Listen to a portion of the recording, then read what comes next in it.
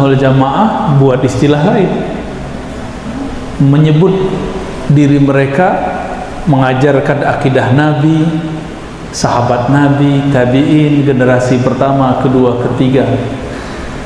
Tapi kita tanya, mana buktinya? Bukti sanadnya mana? Silsilahnya mana? Mereka gak bisa datangkan, ya. Kalaupun bisa datangkan, itu banyak yang dibuang, banyak yang dicocok logikan. Nah, ini zaman kedua, zaman cocok logi. Hati-hati Pak ya. Zaman dicocok-cocokin. Mereka anti dengan mazhab. Bermazhab Syafi'i nggak boleh Pak. Tapi giliran kita beramal dibentur-benturin dengan Imam Syafi'i. Benar nggak? Mereka gencar mengatakan ajaran Imam Syafi'i yang ditinggalkan oleh Syafi'iyah. Ini logika apa ini? Mana mungkin pengikut Imam Syafi'i meninggalkan Imam Syafi'i? Yang terjadi mereka mencatut nama Imam Syafi'i. Imam Syafi'i membagi bid'ah jadi dua, mereka nggak terima. Dianggap Imam Syafi'i bertentangan dengan Nabi. Masuk logika lagi nggak Pak? Nah, Imam Syafi'i, orang yang paling kuat mengikuti sunnah, itu menentang Nabi. Atau justru Imam Syafi'i itu menjelaskan maksud Nabi tapi gak sesuai dengan hawa nafsu mereka. Jangan-jangan begitu ya. Maka Bapak Saudara makan Allah, saya berharap masjid-masjid kita menjadi masjid yang sadar kembali mengenai pentingnya menghidupkan, merefresh kembali akidah Ahlus Sunnah ya. Suatu kali Nabi SAW berfirman, hadisnya sahih, riwayat Imam Tirmizi, ada yang semakna dengannya dalam hadis Imam Abu Dawud. Imam Tirmizi ini murid terbaik Imam Bukhari. Namun karena di kitabnya ada beberapa hadis yang dhaif, karena beliau tidak hanya meriwayatkan hadis dalam pengertian riwayat dari fulan, tapi juga meriwayatkan amalan. Jika amalannya sahih, walaupun hadisnya dhaif, beliau riwayatkan di situ. Akhirnya kitab itu secara ilmu riwayat turun derajat, tapi secara kualitas sangat luar biasa. Nama kitabnya Al-Jami' As-Sahih lil Imam At-Tirmizi. Belakangan dikenal dengan Sunan Tirmizi. Ini bukan Sunan Kalijodo ya. Kalijogo. Enggak, ini Sunan jamak dari sunnah. Sunan jamak dari sunnah. Disebutkan di situ bahwa Nabi sallallahu alaihi wasallam mengatakan telah terpecah ahli kitab kepada 71 sampai 72 golongan. Begitu juga umatku berpecah menjadi 73 firqatan, 73 golongan. Lebih parah atau lebih sedikit? Lebih parah. Jadi jangan heran Pak kalau umat hari ini berpecah. Kalimatnya tafarraqat, sataftariku atau taftariku. Ada beberapa lafaz. Untuk mereka yang terdahulu disebut tafarraqat, telah terpecah. Untuk zaman kita, karena di zaman Nabi belum terjadi, maka Nabi menggunakan kata kerja fi'il mudhari'. Taftariku atau sataftariku, akan berpecah. Meninggal Nabi, sahabat mulai berpecah, tapi baru politik. Berlanjut, meninggal generasi sahabat, baru berpecah menjadi aliran.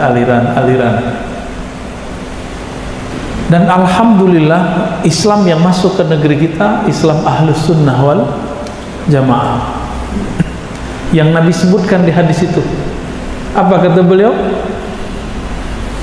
Kulluhum finnar illa firqah wahidah. Semuanya nanti masuk neraka kecuali satu.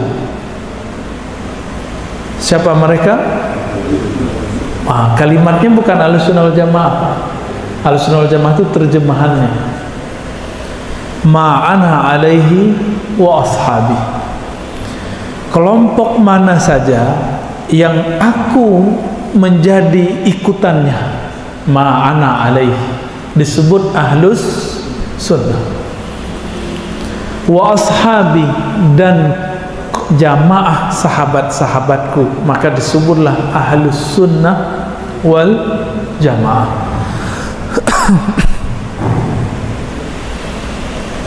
Dalam hadis Imam Abu Daud, Nabi ditanya, siapakah mereka wahai Nabi? Tapi di riwayat Abu Daud ini langsung aja ya, illal jamaah, ala wahiyal jamaah, begitu. Ketahuilah satu kelompok itu adalah al-jamaah.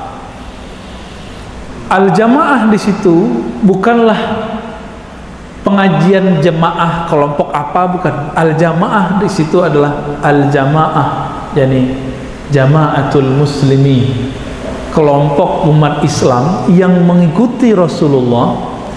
Jika mereka tidak ketemu Rasulullah, maka mengikuti sahabat Rasulullah. Kalau diteruskan, tidak ketemu sahabat Rasul, mengikuti murid sahabat Rasul. Itu maksud Nabi menyebut aku dan sahabatku, supaya suatu saat nanti jika ada orang mengaku-ngaku kami ikut Nabi, ditanya mana silsilahmu. Sebagaimana jika ada orang ngaku saya Habib, saya Sayyid, saya Syarif, tinggal ditanya mana silsilahmu, gitu. Kalau silsilah kita cukup ditanya kamu dari pesantren mana, itu cukup Pak. Wah, jangan disebut Pak, karena yang dulu sama sekarang berbeda ya, yang Bapak sebut barusan itu ya. Jangan asal masuk pesantren. Pesantren sekarang udah kesusupan juga. Pesantren kesusupan kok bisa? Ya wallahu alam, itu urusan yang punya pesantren.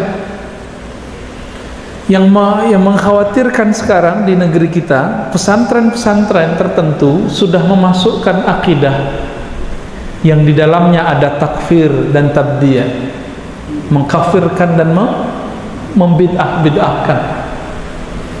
Judul kitabnya Kitabut Tauhid, yang nulis masih hidup salah satu tokoh namanya Saleh Fauzan. Maka tanya itu Pak, mau masukin anak ke pesantren, tanya dulu kitab tauhidnya apa. Jika kitab tauhid ini siap-siap nanti anak-anak kita pulang, kita mulai diragukan sama dia.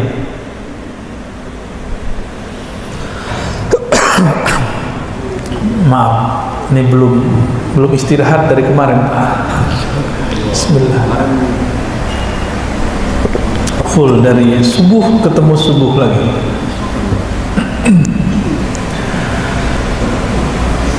Mohon doanya aja Pak ya. Ini bagian dari tugas untuk mempertahankan akidah ahlus sunnah. Kalau enggak bantuan dari Allah udah tepar Pak. Alhamdulillah rabbil alamin. Nah, kitab ini mulai masuk Pak. Di dalam kitab itu tidak boleh ikut akidah yang dulu diajarkan ulama-ulama kita yang dulu belajar di Mekah, yang kita dendangkan masa kecil. Allah wujud kidam baqa mukhalafatuhu lil hawadis. Namanya apa Pak? Sifat 20. Itu dilarang sama mereka. Dulu ulama kita ngajinya di Mekah tuh, dilarang sama mereka. Sekarang dianggap ini buatan Asy'ari, bukan buatan Nabi.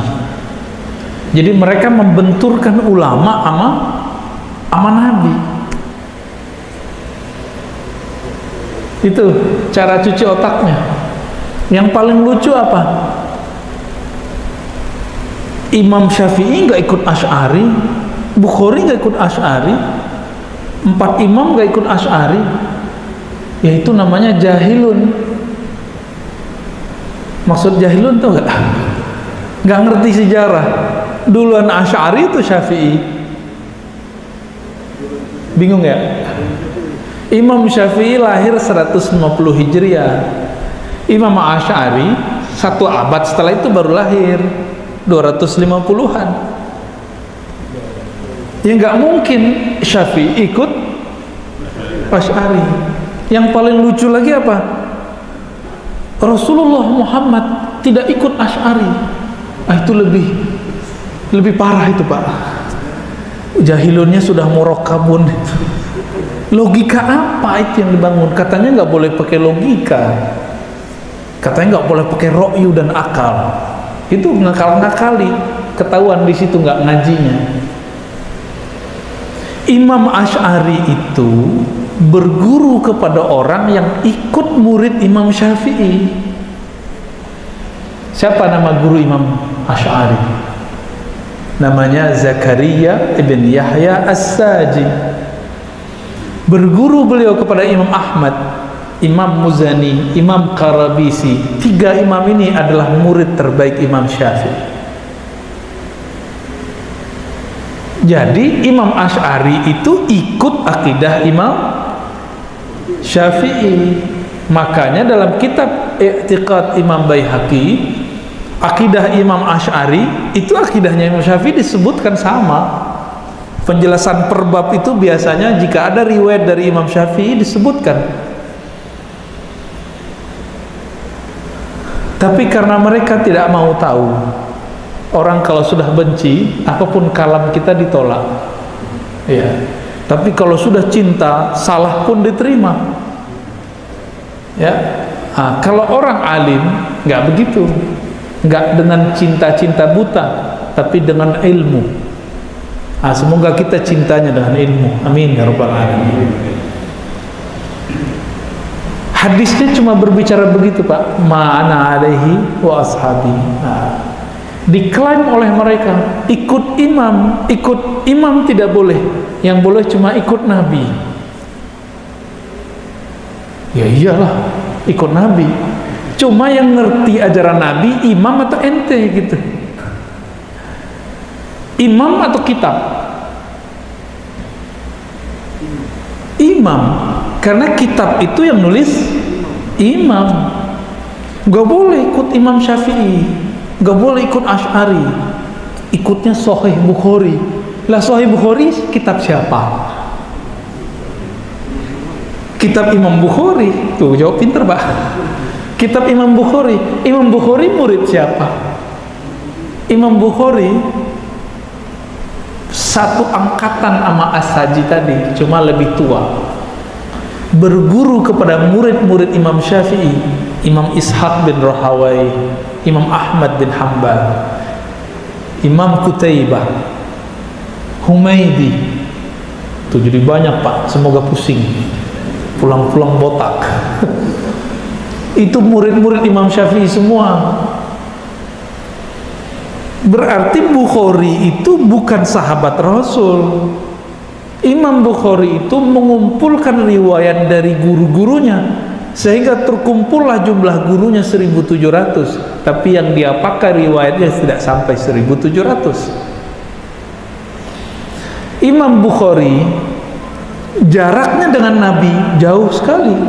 Beliau lahirnya di akhir abad kedua, tahun 190-an, Pak.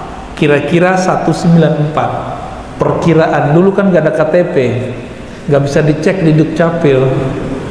Jadi ulama memperkirakan 194 lahir nih. Nabi wafat tahun berapa? Tahun 11. Makanya sekelas Imam Bukhari, supaya sah ilmunya Ahlus Sunnah, beliau mencari guru supaya terhubung kepada Rasul 1.700. Supaya terhubung kepada Rasul. Sekarang mereka muncul mengatakan tidak boleh ikut guru, tapi guru dia boleh. Ya, nggak boleh ikut pendapat Ar-Razi, tapi pendapat Ustadz Fulan-Fulan aja. Ya, katanya ikut sunnah. Sahih Bukhari pun tidak pernah khatam. Katanya ikut sunnah. Sunan Tirmizi pun dia tentang. Jadi nggak punya kaidah yang sahih, yang istiqomah, yang konsisten tuh nggak ada. Maka Bapak yakin nggak akidah yang diajarkan kiai kita yang dulu nyantri di pesantren itu akidah yang diriwayatkan ulama salafus soleh, namanya akidah ahlus. Lalu salaf itu apa Ustaz? Salaf itu sebuah manhaj? Tidak. Salaf itu waktu. Apa arti salaf? Terdahulu waktu, bukan? Maka di dalam teks-teks syarah-syarah hadis, jika dikatakan salafunas saleh, orang-orang terdahulu kita yang soleh, berarti ada salaf yang tidak soleh. Apakah salaf itu satu ajaran? Enggak. Mereka bagi salaf itu sampai 1.300 tahun, bukan 1.300, sampai tahun 300 Hijriah. Kita urai. Imam Abu Hanifah salaf bukan? Lahir, wafatnya aja deh 50 wafatnya. Imam Syafi'i wafatnya 204, Imam Malik 179, Imam Ahmad bin Hanbal 241, belum nyampe 300 semua. Apa artinya? Imam-imam mazhab mengumpulkan ajaran ulama salaf, hasilnya beda, Pak. Imam salaf ngumpulin ajaran salaf, beda. Masjid kita ngikutin salaf Imam Syafi'i, berkunut. Di Masjidil Haram berkunut gak? Mazhabnya Hanbali, kalau mau kita husnuzon. Mana lagi? Di daerah Turki, yang sudah ke Turki ini, saya lihat di depan mau bangun Sulaimaniyah ya, Sulaimaniyah, tapi di sini mazhabnya harus Syafi'i. Jangan jadiin Hanafi, Pak. Bisa ramai ntar, ya. Di sana mazhabnya apa? Hanafiyah. Ikut Imam Abu Hanifah. Ini mazhab-mazhab ini semua muncul di zaman salaf. Berkunut nggak mereka? Enggak, mereka berkunut. Mereka ngotot, Pak. Kunut itu hadis dhaif. Kata mereka, dhaif itu harus dibuang. Mereka lupa. Yang mengatakan hadis itu dhaif ulama atau nabi? Ulama. Nabi pernah ngomong nggak? Ini loh hadis dhaif, pernah ngomong nggak? Ya enggak lah. Kata dhaif itu hasil penelitian. Penelitian bisa salah, bisa benar. Oke? Karena dia bisa salah, bisa benar, maka antara satu imam dengan imam lain bisa beda penilaian tentang hadis sahih dan dhaif. Maka jangan mengkultuskan disahihkan fulan, didhaifkan fulan, bukan berarti itu benar. Bisa benar, bisa tidak benar.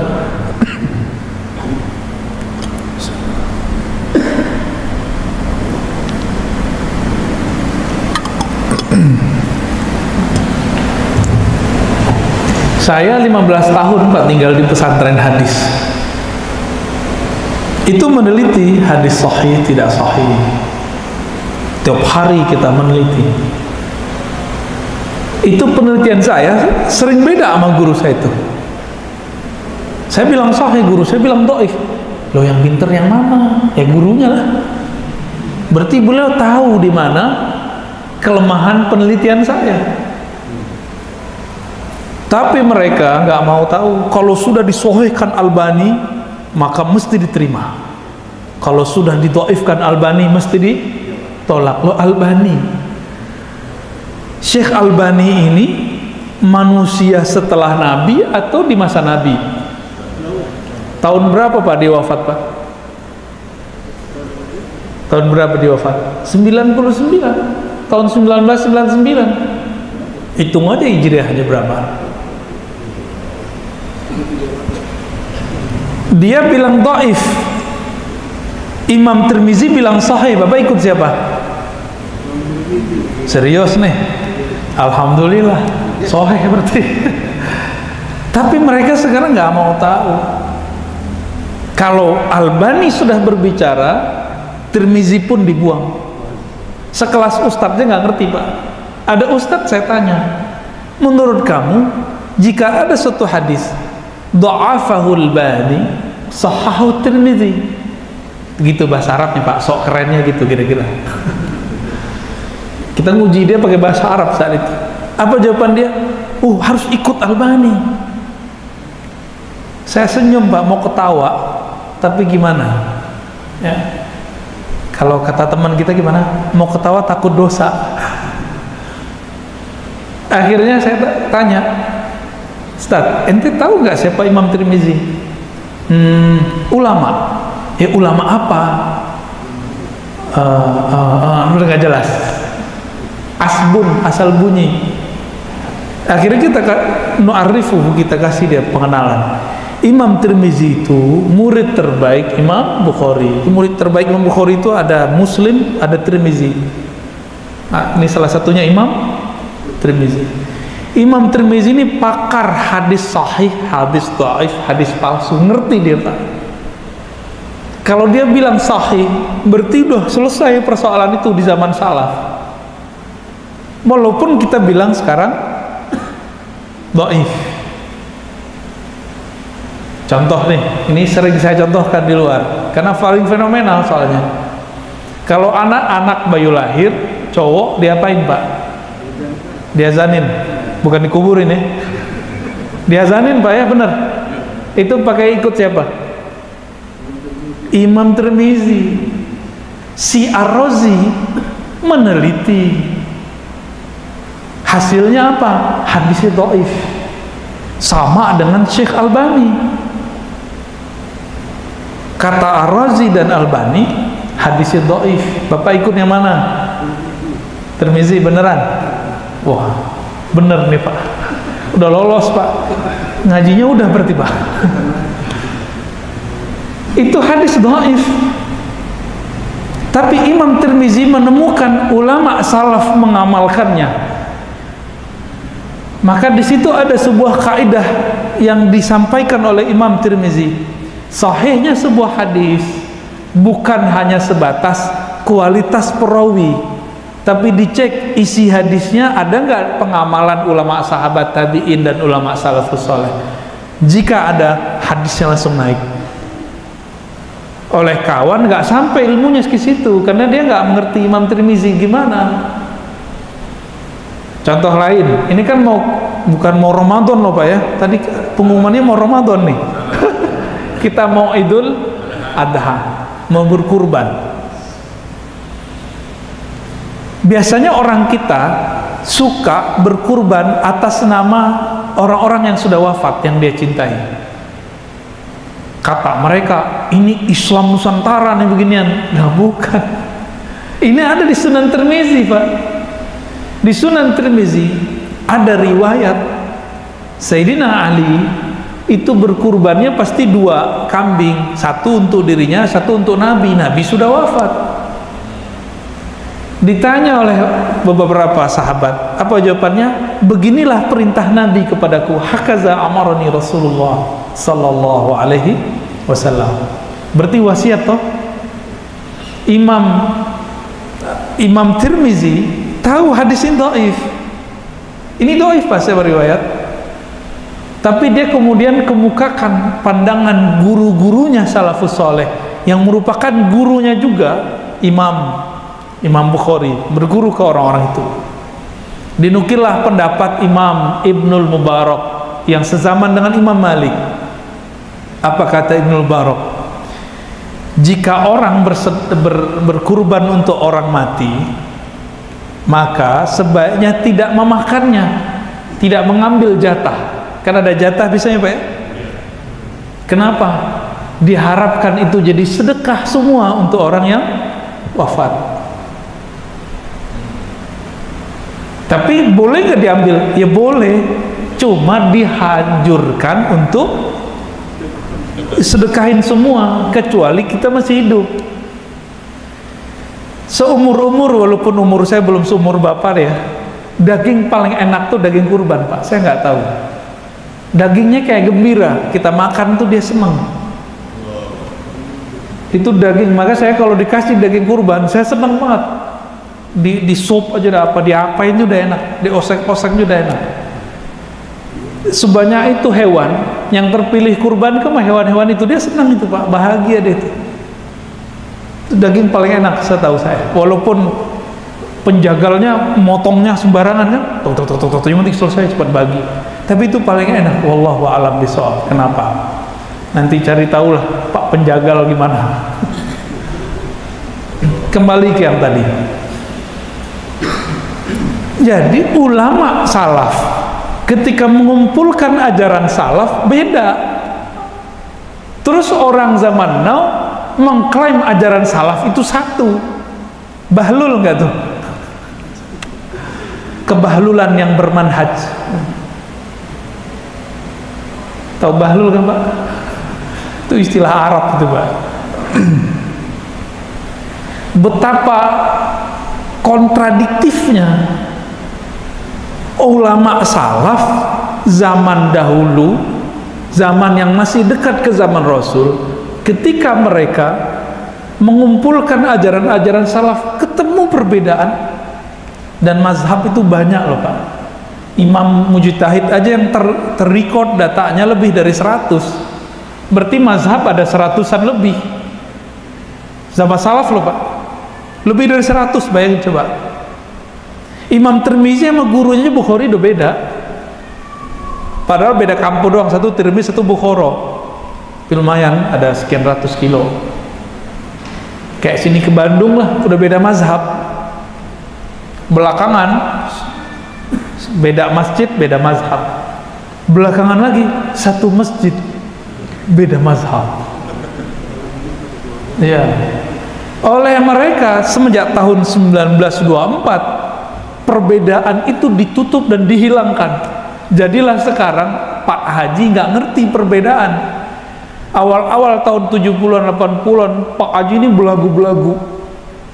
Di Mekah nggak ada kunut. Emang dia sudah sampai ke sudut-sudut Mekah. Dia kan tahu cuma Masjidil Haram. Di Mekah nggak ada doa jamaah. Emang amalan ahli Mekah dalil? Coba tunjukkan di Quran, di Sunnah amalan ahli Mekah dalil. Nggak ada. Satu-satunya imam yang mengatakan amalan kota tertentu itu jadi dalil dan dijadikan sebagai sistem berpikir itu Imam Malik. Amalu ahlil Madinah, amal ulama Madinah. Ahli malah bukan ulama. Imam Malik ini tinggal di Madinah. Guru-gurunya adalah murid sahabat. Murid sahabat berarti ngikut sahabat. Sahabat ikut siapa? Mereka tinggal di Madinah. Maka maksud dari amalan ahli Madinah adalah amalan murid-murid sahabat Rasulullah. Itu maksud Imam Malik. Tapi beda nggak? Beda Pak. Suatu kali datanglah Khalifah Abbasiyah kepada Imam Malik meminta supaya kitabnya dijadikan rujukan utama dan sebagai undang-undang dasar kekhalifahan untuk hukum. Apa kata beliau? Tidak wahai Amirul Mukminin, di luar sana tersebar ajaran sahabat-sahabat Rasulullah yang berbeda dengan saya. Artinya apa? Sekelas Imam Malik mengakui perbedaan itu. Terus kenapa sekarang mereka tidak mengakui? Oh, kalau perbedaan khilafiyah fikih tidak masalah. Mereka bilang nggak masalah teoritis. Giliran kita bismillah dijaharkan aja disebut sedoif-doifnya perkataan. Ya kan? Kunut, masih ingat Pak, memori kita masih seger. Imam kunut ditonjok, masih ingat gak? Tarantum ditonjok. Tonjoknya dari belakang lagi, aduh kasihan. Akan ada Pak masa begitu. Semoga masjid ini jadi basis ahlu sunnah nanti, gak berani disentuh. Bapak-bapak nih mohon maaf Pak ya, udah senior, harus segera turun Pak estafetnya. Ya, harus dikader nih mereka nih ahlus sunnahnya, anak-anak muda. Karena kita nggak tahu virus ini nggak ada ujungnya. Maka ngaji begini saya seneng nih, di jarak-jarak dulu. Nggak apa-apa Pak. Jadi ngaji nggak usah rame-rame amat dulu sekarang, ya. Sedang-sedang aja. Kita hormati juga. Pak Ustadz saya tawakal, iya, tapi asbab harus diambil. Ya. Jadi jika ikut ahlus sunnah, berarti ikut ulama salafus soleh. Ulama salafus soleh bermazhab nggak? Bermazhab. Berapa sisa mazhab yang masih tersisa sekarang? 4. Maka ciri-ciri orang ikut salaf bermazhab. Ciri-ciri orang ikut salaf bersanad. Ciri-ciri orang ikut salaf, dia siap berbeda. Berarti kalau dibalik gimana? Nomor 3 aja deh. Ciri-ciri orang yang memalsukan nama salafus soleh, tidak siap berbeda. Ulama salaf ketika mereka berbeda, saling menghujat atau saling menghargai. Ciri-ciri orang yang memalsukan nama salaf, mencatut imam salaf, ketika berbeda mereka adu. Maka sekarang mereka buat apa? Ajaran Imam Syafi'i yang ditinggalkan oleh Syafi'iyah. Nah ini logikanya kan kacau tuh. Kacau nggak tuh? Katanya nggak boleh ikut Imam Syafi'i, giliran Syafi'iyah nggak ikut Syafi'i, dimasalahin. Ya kan? Katanya nggak boleh ikut imam. Sekarang pengikut Imam Syafi'i ada ajaran yang berbeda dengan Imam Syafi'i. Lo nggak boleh. Katanya nggak boleh ikut. Sekarang nggak ikut, nggak boleh juga. Terus maunya ente apa? Kita gituin Pak ya. Apa mau dia? Banyak. Jadi ini disebut dengan khalal al-fikriyah. Kejanggalan konsep berpikir. Imam salaf berguru, dia melarang berguru. Imam salaf berguru ke yang berbeda faham, dia mengajarkan gak boleh ngaji kepada yang beda faham. Makanya gak piknik-piknik. Tapi sekali aja mereka mau mendengarkan kita utuh, mereka akan mulai jatuh cinta Pak. Insya Allah. Minimal dia mulai syak ragu. Iya juga ya. Jangan ngaku salaf kalau belum kenal siapa salaf. Tinggal kita urut aja Pak, berapa nama ulama salaf yang kita kenal. Buktikan, hafal nggak tarikh wafatnya, minimal hafal nggak dia murid siapa, guru siapa. Baru klaim ikut salaf. Tahu-tahu salafnya atuh doang. Imam Ahmad bin Hambal. Imam Ahmad bin Hambal bariun anhum, terbebas dari mereka.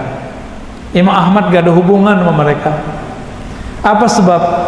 Mereka melarang Pak sekarang membacakan Al-Quran untuk orang mati. Imam Ahmad nyuruh. Gimana? Pengikut Imam Ahmad tidak mempermasalahkan tawasul. Mereka menganggap tawasul syirik. Ya kan? Imam Ibnu Qudamah bolehin tawasul. Mereka nggak puas. Catut aja tuh nama Syekh Ahmad Khatib Al-Minangkabawi yang dulu jadi gurunya Syekh Ahmad Dahlan, Syekh Hashim Asy'ari, Syekh Sulaiman Rasuli kalau di Sumatera. Itu mereka berguru ke Syekh Ahmad Khatib Minangkabawi. Dicatut Syekh Ahmad Khatib Minangkabawi adalah seorang salafi. Ya udah, kalau begitu kita terima dulu Pak. Baik. Kita buka kitabnya. Di semua kitab beliau ada hasyiah warakat, ada kitab tentang zikir, ada kitab tentang fikih. Beliau bertawassul kepada Rasulullah sallallahu alaihi wasallam. Gimana kalimatnya? Bijahi Sayyidina Muhammad, dengan jah tuah Nabi Muhammad kami bertawassul. Berarti salafnya Ahmad Khatib Minangkabawi kita habis sebut begitu Pak, dibuang tuh nama Syekh Ahmad Khatib sama dia. Imam Masjidil Haram di zamannya. Begitu mereka ngambil sesuatu sesuai dengan hawa nafsunya. Jadi gimana Pak? Tambah mantap nggak nih mau berakidah Ahlussunnah? Tambah mantap nggak nih mau bermazhab Syafi'i? Jadi pada hakikatnya ikut akidah Imam Asy'ari, ikut mazhab Syafi'i, itulah ajaran salafus soleh. Itu sebenarnya, karena ada riwayatnya, ada sanadnya yang menjamin. Minimal Bapak tahu aja, nih kiai saya murid dari, misalnya kalau orang Betawi itu ngikut siapa dulu yang kiai Betawi di Jakarta Selatan? Buya Syafi'i Azami. Itu kan ngajinya ke Syekh Abdul Majid dulu ya, ke Syekh Marzuki, ke Syekh Yasin Al-Fadani, ternyambung udah ke Rasulullah udah. Atau misalnya tamatan pesantren tradisional namanya Salafiyah juga ya di Jawa, udah ketemu tuh langsung ke Syekh Hashim Asy'ari. Atau kalau di Sumatera Tarbiyah Islamiyah Sulaiman Rasuli, Syekh Sulaiman Rasuli. Kalau di Aceh Kedayah Syekh Mudawali. Kalau di Sulawesi ada Pak namanya Al Khairat, itu Habib yang langsung bawa, marganya seingat saya Al Jufri, nama komunitasnya Al Khairat.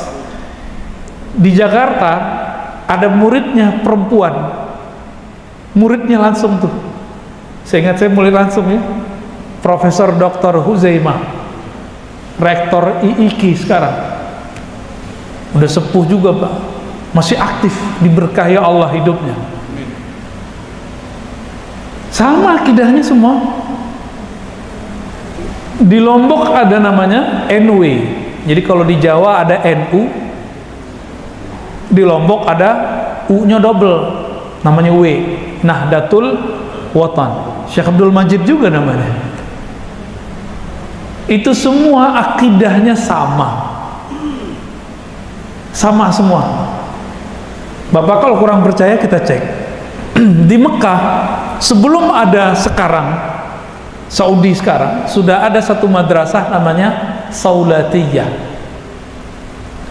Saulatiyah ini didirikan oleh ahli hadis asli India, tapi ngomongnya Arab.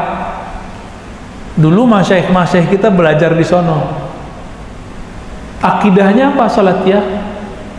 Sifat 20 ya, Asy'ariyah, Maturidiyah. Bedanya mazhab mereka Hanafi. Gak yakin juga nggak apa-apa. Bapak tahu Al-Azhar nggak? Tahu Al-Azhar? Bukan Al-Azhar Kebayoran Pak, Al-Azhar yang ono, yang Mesir ya, Kairo. Itu akidahnya apa? Mazhabnya empat tadi, Syafi'i salah satunya. Akidahnya apa? Asy'ariyah. Gitu. Gimana? Tambah yakin nggak? Bapak nggak yakin ke Afrika Utara, ke Tunis, Aljazair, sama ada di situ Imam Ibnu Ashur udah wafat, akidahnya Asy'ariyah, bermazhab Maliki. Nggak percaya juga ujung Maroko sono ada Syekh Talidi baru wafat, Syekh Abdullah Ghumari, ya. Mereka bermazhab Maliki. Jadi mau kemana kita pergi? Itu semuanya orang bermazhab dengan salah satu 4 mazhab tadi. Nah sekarang ini mau dibongkar sama mereka ya, langsung saja ke Sahih Bukhari lah, turun pangkat namanya Pak. Imam Bukhari muridnya imam yang keempat Ahmad bin Ambal. Paham di situ ya? Ya, semoga ngebul. Tapi asik ya, ngebulnya asik. Belum lagi bab yang satu lagi, bab kerohanian. Salah satu khas dan kesempurnaan Ahlussunnah wal Jamaah adalah mengajarkan ma'rifatullah, mengenal Allah melalui kolbu, ruh. Dan yang mahal Pak, sholatnya udah ikut Syafi'i nih, akidahnya udah ikut Imam Asy'ari, sekarang zikirnya ikut siapa? Nah, maka kemudian Hadratus Syekh Hasyim Asy'ari nulis dalam risalah Ahlus Sunnahnya, dalam bab tasawuf mesti ikut Imam Junaid, Imam Ghazali, dan Abul Hasan Syadzili yang sekarang disebut dengan Thariqah Mu'tabarah, Thariqah yang sahih. Jadi boleh Pak ikut Thariqah, Bapak ikut Thariqah Naqsyabandi boleh, Syadzili boleh, Qadiri boleh, tapi jangan ikut-ikutan dengan perdebatan mursyid atau petinggi-petinggi masalah siapa yang jadi mursyid. Itu gak usah ikut-ikutan, kita zikir sama mengenal Allah aja. Cuma sayang tarekat-tarekat sekarang kebanyakan berhenti di ritual latihan riyadhah dan mujahadah. Tidak semuanya menghantarkan muridnya kepada ma'rifatullah.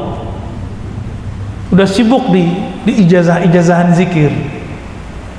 Lama jalannya kalau begitu ya. Maka dengan ini lengkaplah ajaran Ahlus Sunnah itu mesti berfikih. Fikih apa tadi? Minimal kita fikih berani Pak pindah mazhab. Satu mazhab aja belum ngerti. Coba di sini udah pernah khatam belum satu kitab kecil Manatan Takrib? Kalau mantan sudah banyak saya lihat di sini ya. Matan Takrib aja belum selesai mau pindah mazhab, apalagi mau membatalkan mazhab. Ini nggak tahu diri dia ya. Ini zaman mana dalilnya ya? Bener, kitab yang tadi kitab kecil, kesimpulan dari dalil, maka nggak ada dalilnya. Kalau mau kitab dalil tebel-tebel, yang kecil aja belum khatam di sini.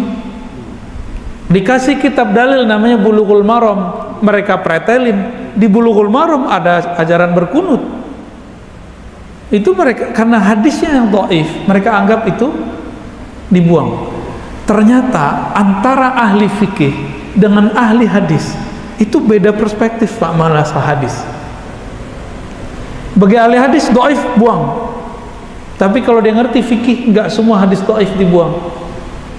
Mana buktinya? Imam Bukhari masih meriwayatkan dan menggunakan hadis dhaif dalam kitabnya Tarikh, dalam kitabnya Al-Adab Al-Mufrad untuk adab. Tadi imam siapa? Tirmizi. Sebelum Imam Bukhari ada imam siapa tadi? Ahmad bin, dalam kitab dia Musnad Ahmad itu ada hadis dhaif. Imam Ahmad berguru ke Imam Syafi'i. Imam Syafi'i di dalam kitab Al-Umnya itu ada hadis dhaif, tapi menurut beliau bisa dipakai, sudah sahih versi beliau. Beliau punya guru Imam Malik, di dalam kitab Imam Malik, kitab apa namanya, Al-Mustadrak, ada hadis dhaif. Imam Abu Hanifah punya kitab Musnad, ada hadis dhaif. Maka ulama salafus soleh sepakat menggunakan hadis dhaif. Mereka membuang semua hadis. Giliran kita tanya, Imam ente dalam kitab Tauhid menukil hadis dhaif. Syekh Muhammad bin Abdul Wahab, yang nama Wahabi diambil dari nama dia, itu menukil beberapa kalam berdasarkan hadis dhaif. Nggak percaya deh Pak, karena yang ngomong Ar-Razi. Cek aja sendiri, nanti cek yang ngomong dhaif itu langsung imam mereka namanya Albani. Makanya versi Albani itu kitab tauhid yang dipakai oleh mereka ini itu dianggap masalah.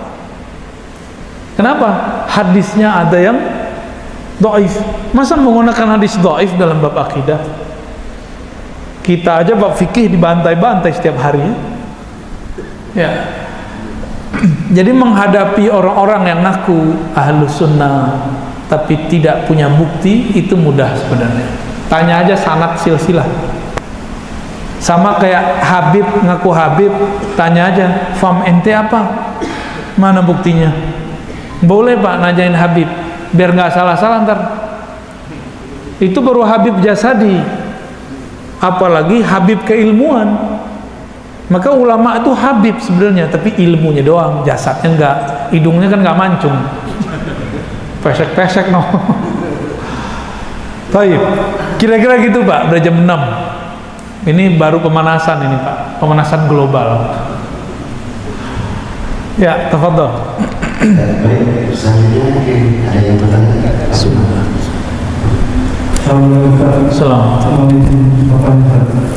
Seperti kita kemarin Imam Malik itu belajar dan meninggal di Madinah. Imam Malik itu kenapa fikihnya nggak dipakai di situ ya? Bagus. Assalamualaikum. Ini pertanyaan kritis nih Pak. Imam Malik orang Madinah, tapi orang Madinah kok nggak ikut mazhab Malik? Kita tanyain ke mereka ya Pak. Bagi mereka tidak boleh ikut Malik. Bolehnya ikut mazhabnya, bukan mazhab juga, boleh ikut Sahih Bukhari. Padahal Imam Bukhari ngaji sama muridnya Malik namanya Qutaibah. Qutaibah ini juga murid Syafi'i tapi umurnya panjang. Imam Malik wafat 179, dia masih remaja Pak.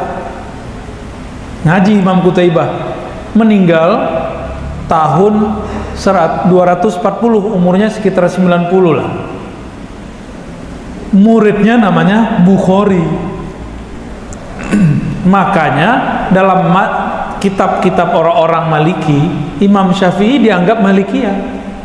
Dalam kitab orang Syafi'i, Imam Syafi'i dianggap Syafi'iyah. Saking laku kerasnya Imam Bukhari itu. Nah sekarang Imam Bukhari diklaim lagi ikut mereka nih, dianggap tidak bermazhab. Kalau penelitian kita, pemahaman hadisnya Imam Bukhari itu lebih banyak dekat ke Imam Syafi'i. Tapi saya tidak berani klaim beliau itu Syafi'i. Ya kalau menurut versi kita, dia sudah mujtahid mutlak. Mujtahid mutlak, dia buat mazhab sendiri.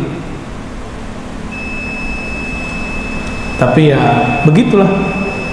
Jadi orang Madinah sendiri sekarang nggak ikut mazhab Imam Malik karena mereka sudah tidak kenal Imam Malik. Yang mereka kenal sekarang manhaj salaf. Jadi mereka menolak keberagaman salaf. Bagi dia cuma ada satu manhaj salaf, dan itu adalah kebohongan nyata atas nama salafus saleh. Ya.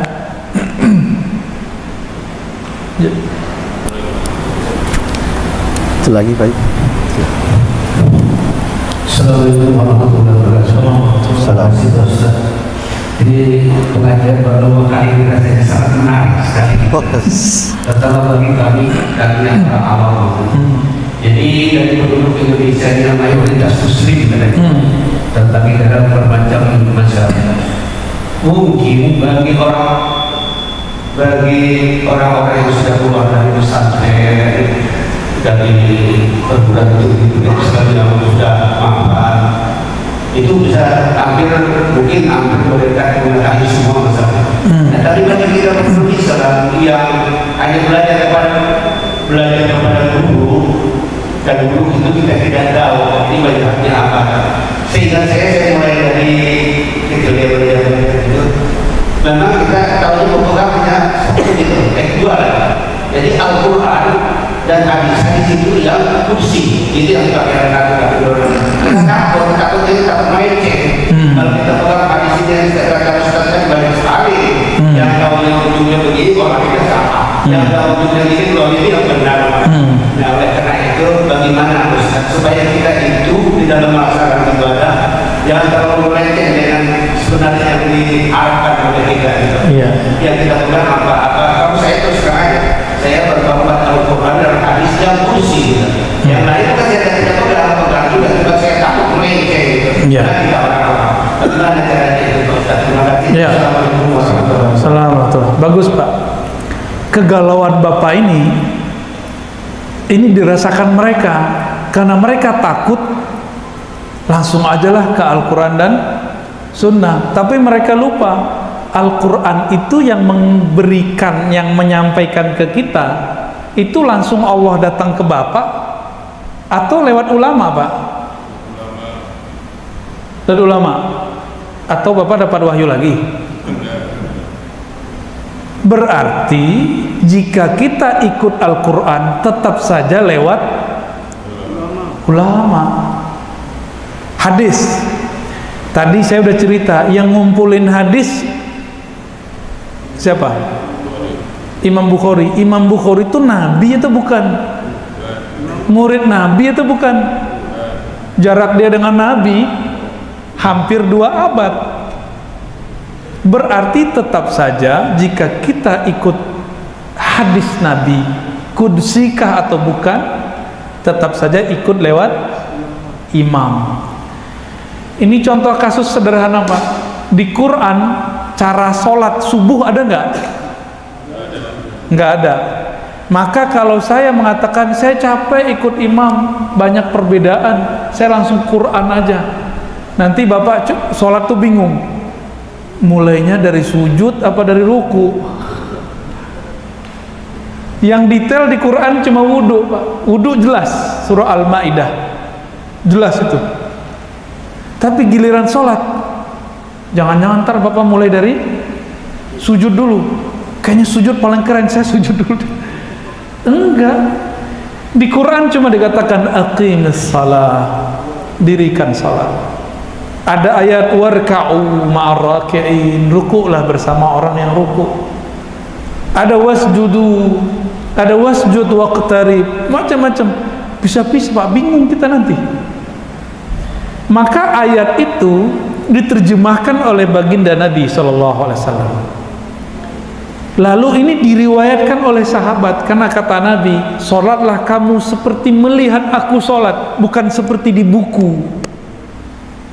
Bapak ketemu Nabi nggak? Terus gimana? Pernah nggak melihat buku sholat Pak? Buku Bapak pernah sholat nggak? Lah, buku Bapak bisa sholat?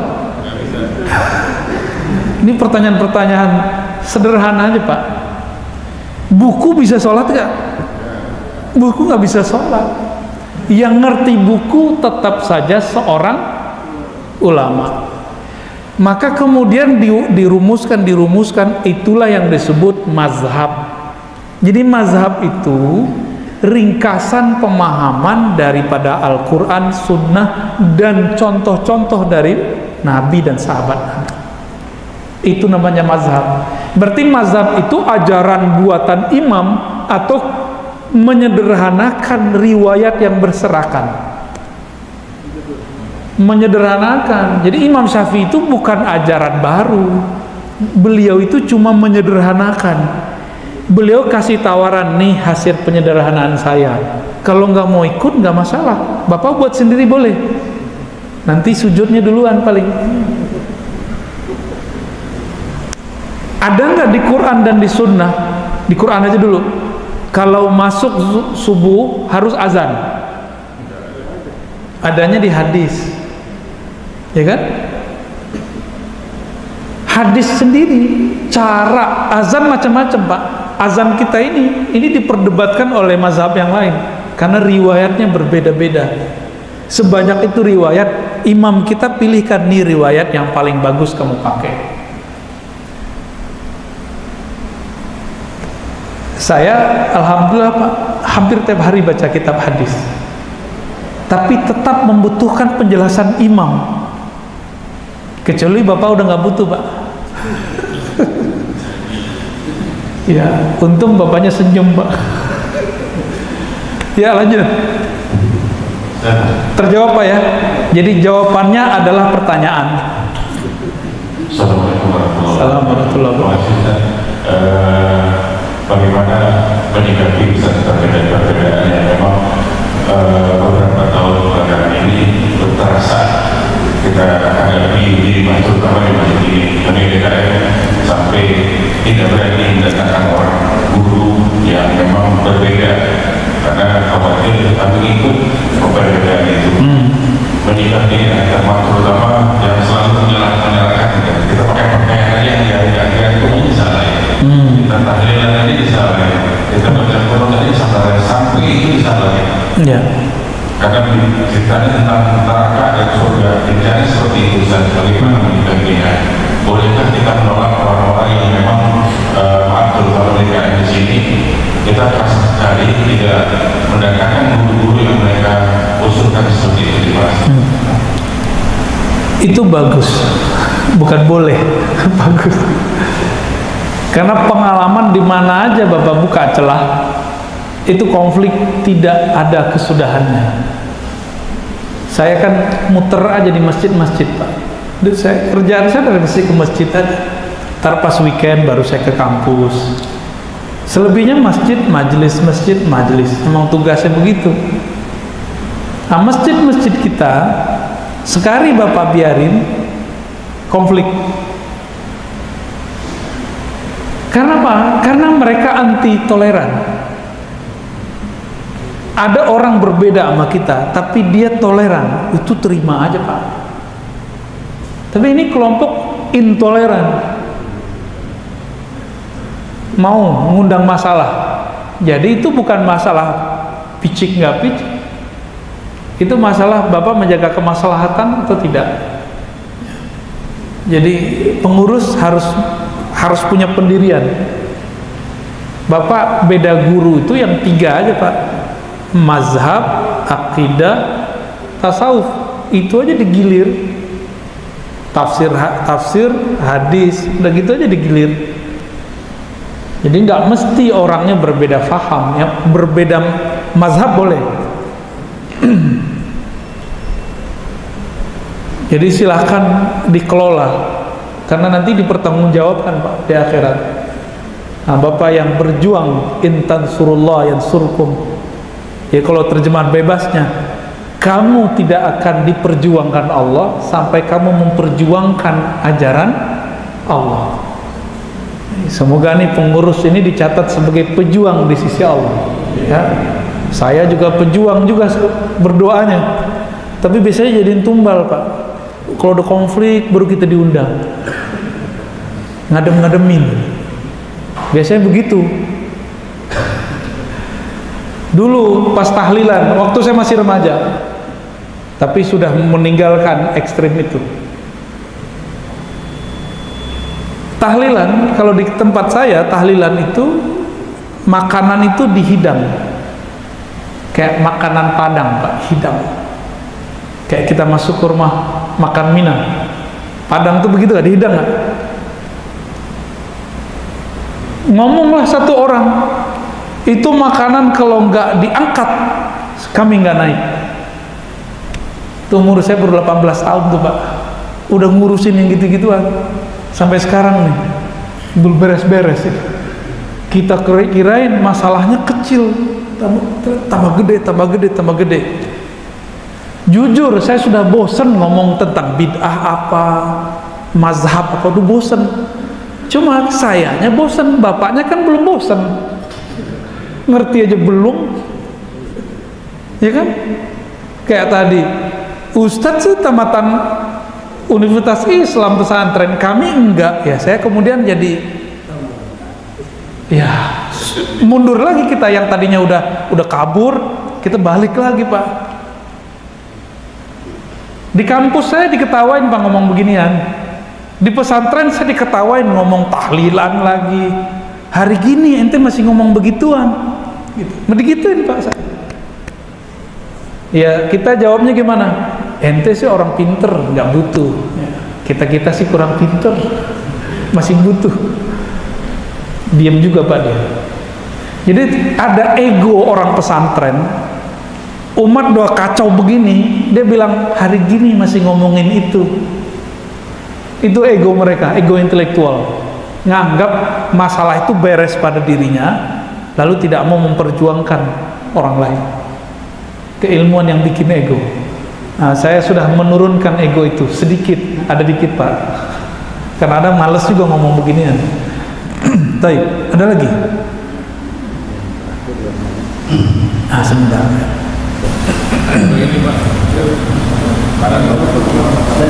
Bentar ya, live chip dulu.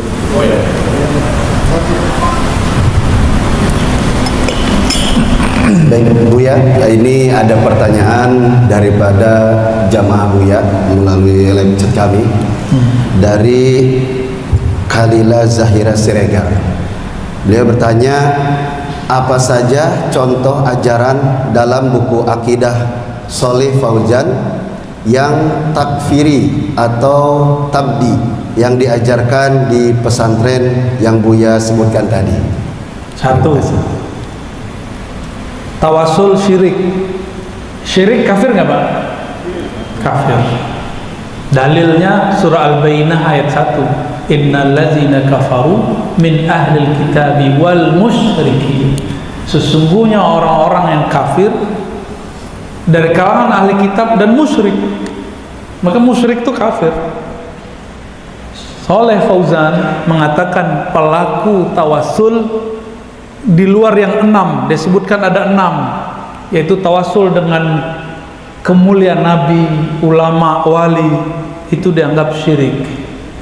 2, dia mengatakan peringatan milad Rasulullah, maulid Nabi, itu tasyabbuh dengan Nasrani, menyerupai Nasrani. Nasrani muslim atau non muslim? Menyerupai non muslim kufur nggak? Tuh bahaya nggak logika dia? Kita digituin nggak marah Pak? Kita digituin kita nggak marah, tapi kita sedikit menyamakan mereka dengan aliran tertentu, agama tertentu. Ngamuk-ngamuk dia. Bapak pakai tasbih tuh, dianggap mirip Yahudi. Nggak marah kan Pak? Buddha sama Yahudi. Di kitab dia disebut Buddha dan Yahudi. Marah gak Pak? Yahudi. Gak marah, di bawah senyum. Gitu asiknya Ahlus Sunnah itu Pak.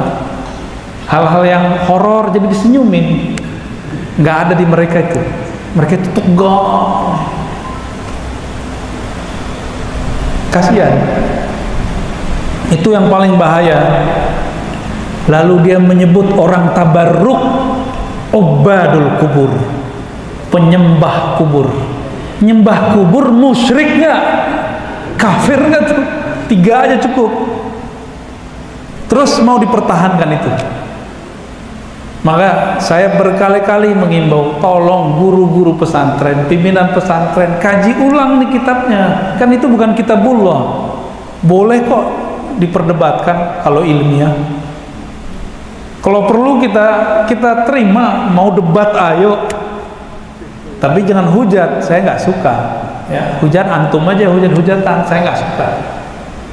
Debat, ayo kita buktikan satu persatu. Teksnya lengkap, halamannya. Di ribat, kajian ribat kita sudah tunjukkan Pak, halamannya berapa, teksnya apa, kita bacakan. Silakan kalau yang mau mampir ya. Tapi tempatnya kecil Pak. Yuk, udah terakhir.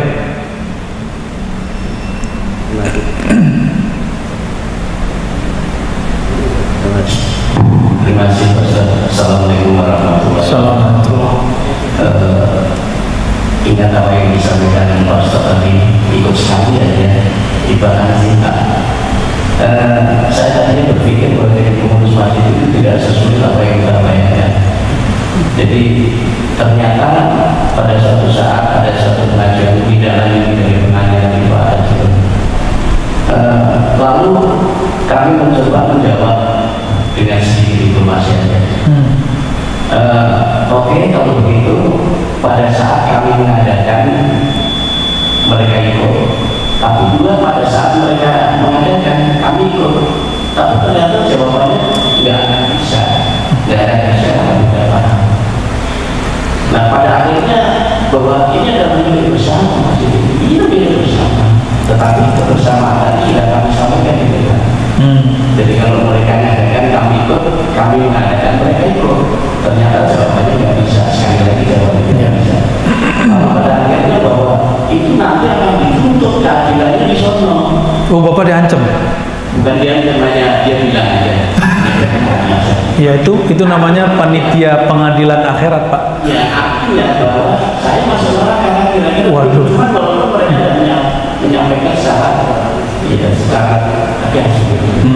Nah sekarang ini terus terang aja masih ada juga yang masih mengungsi bagaimana ini juga tetap bisa dipakai bersama. Jadi kira-kira mengantisipasinya.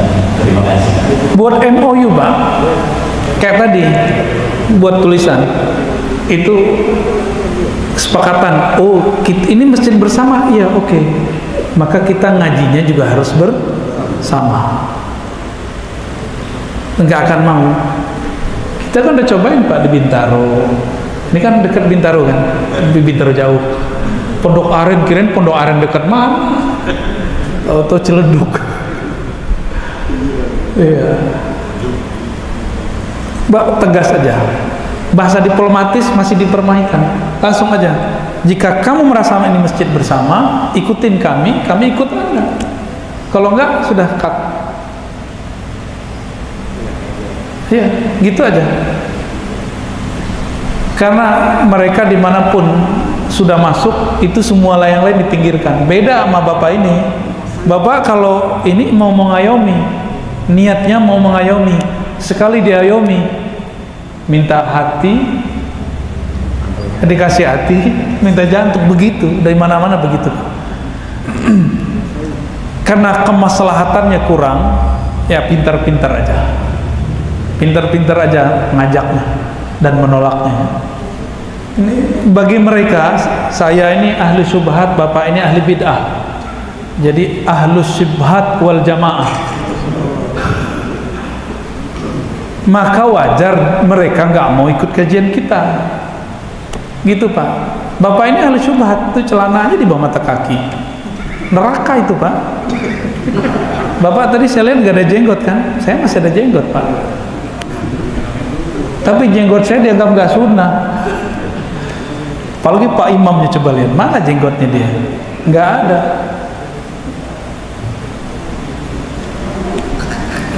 Julus ma'a ahlil bid'ah manhiyun. Duduk bersama ahli bid'ah itu terlarang. La tujalisu ahlul bid'ah. Begitu kata Imam Ahmad bin Hanbal.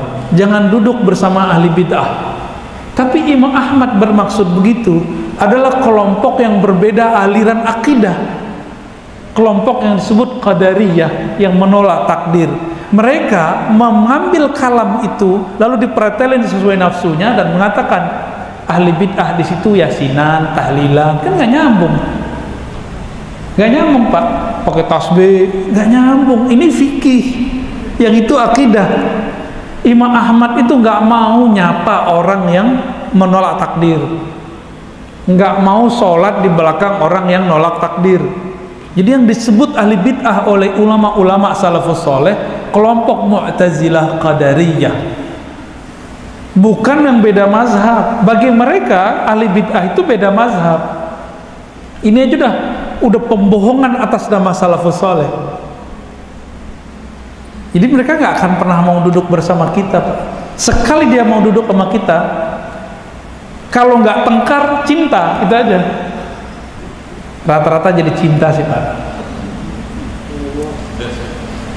Cukup ya? Ya. Saya tutup dulu dengan sholawat Allahumma salli ala Nabi Muhammad. Subhanakallahumma bika asyhadu an la ilaha illa anta astaghfiruka wa atubu ilaik. Assalamualaikum warahmatullahi wabarakatuh.